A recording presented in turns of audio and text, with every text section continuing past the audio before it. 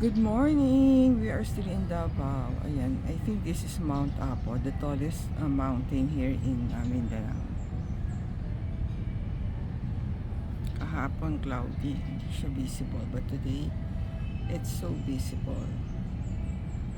Just like yesterday. Cloudy rin yesterday pero visible. Pero in the afternoon kahapon, wala, hindi mo siya makita. All clouds.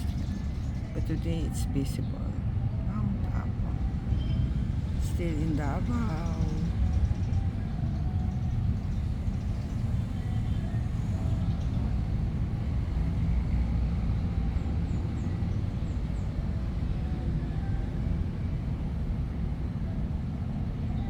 Thank you for watching. See you on our next video.